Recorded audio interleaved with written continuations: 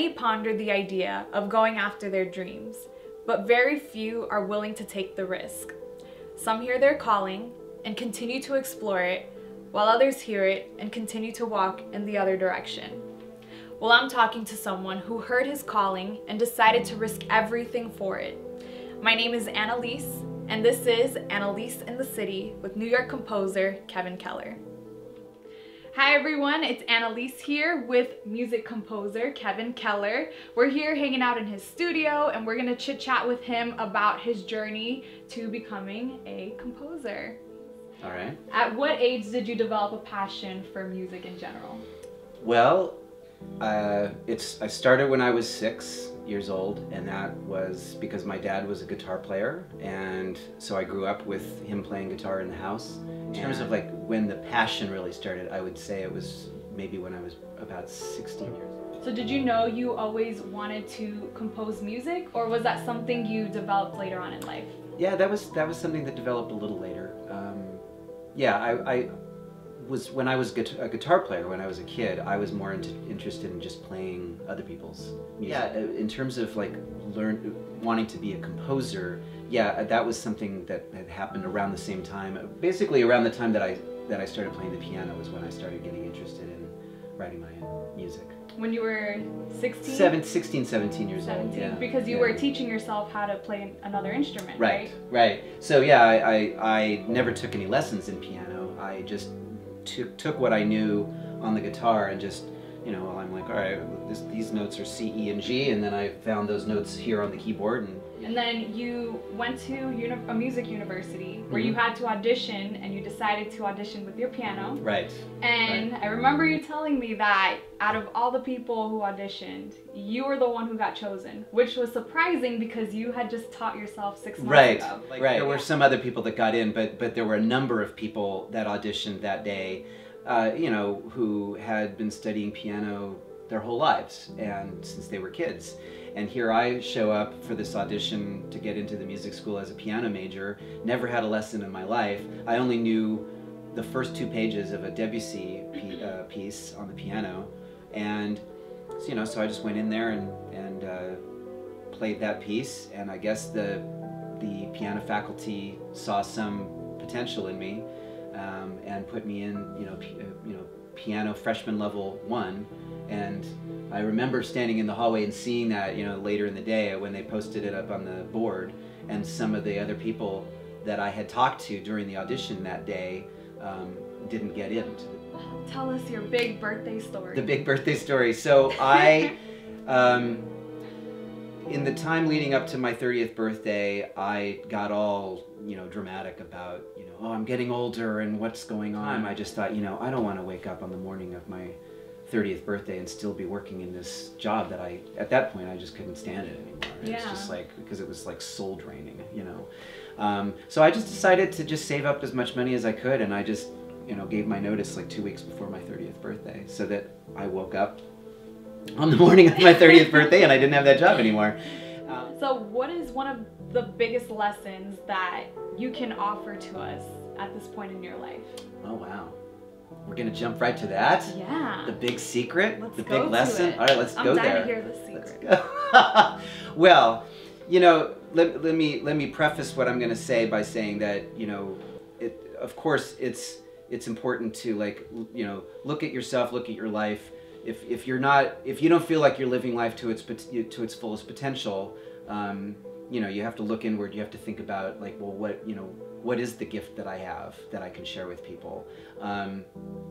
But the thing that a lot of people don't do, which I think is the absolute key, is that you have to write it down. That's the secret. The secret is that you have to write down in very specific language what your goals are at any given time. Why? Because I think the act of writing it down, and, you know, and I mean write it down, I don't mean type it on a computer, I mean actually like write it in a journal. There's something very, because of the intention that's behind writing something down, it's actually bringing it physically into the world in some. It's true. And I remember a couple days ago you told me that one of the biggest lessons was you have to be willing to do what you know you're best at. Right. Yes. Right. So what if somebody doesn't know what they're best at? Wow. I don't even have an answer for that How question. How did you know that you were the best at composing versus teaching or working? You know, I don't know that there's a way that I can say how I knew. It's just that I knew. It wasn't even it's not even a sense of knowing. It's just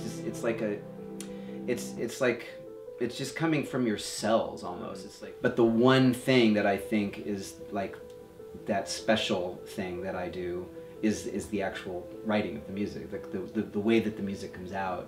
There's a certain voice that I think I have that doesn't exist in the world if I'm not the one saying it or doing it. That is amazing to say. I think that is very beautifully put. So I know that your music reflects the journey of your life, and you're working on your album La Strada, right. Which means the road in Italian. Right. So how does this album differ from your previous ones?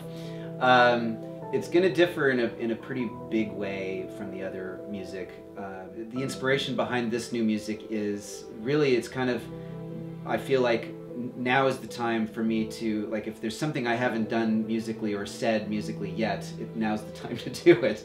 I don't want to be known as the guy who puts people to sleep. I want to be known as the guy who wakes people up. Yeah. So, well, you have to change your approach then to the music. So this music is going to have a much more more rhythmic, a much more like in-your-face kind of rhythmic element to it. It's not going to be background music. Because that's what you wanted to do this time. You wanted to be that boom. Right, exactly. Right, you're driving along on the road and kazam, right? Yep. You're awake. You know, yeah, you didn't expect this energy, you know. With everything that you've done, you're a composer, you're in your prime right now. Do you consider yourself living the dream? Sure. Yeah. I mean, the thing is, what I've noticed is that as you move along through life, the dream kind of changes. You know. So yeah, I mean, I'm living the dream in terms of like what I had set out to do this year. But you know, there are still a number of things that I haven't done yet that I'm still pushing towards and moving towards. Yeah. How do you know you're on the right path? What is the satisfaction that you get in doing what you were meant to do? Every day is just like everything is kind of in the flow. Everything just sort of flows along. Like there's no real effort that has to be put into, you know, what I'm doing now. Like things are just sort of have their own momentum, and you know, I don't mean to say that, like, I mean, obviously I'm still working hard, right. But there's a difference between working hard and exerting like effort, like working against something. Since you're constantly challenging yourself, because once you make it, of course, you have this thermostat, like what's the next success? Right. What is next on your list? Are you trying to score a blockbuster film, which I would love to see you on, or even a video game? Ooh, video game. I hadn't even thought of that. Well, there are two things that I haven't done yet that I'm working on, and one of them is that I want to do a full evening length orchestral score for a ballet, like a contemporary ballet company. And the other thing is that I would like to be doing music for like feature narrative films. And now, for those who want to find your music, where can they find that? All right. So the place to go is kevinkeller.com, and there you can listen to clips from all of my albums and watch clips from films that I've scored and listen to music that I've written for dance companies. And you can also sign up through kevinkeller.com to be on my email list. You can also follow me on SoundCloud, where I'm putting up, like right now, I'm actually sharing clips, music clips, as I'm creating new music for the new album.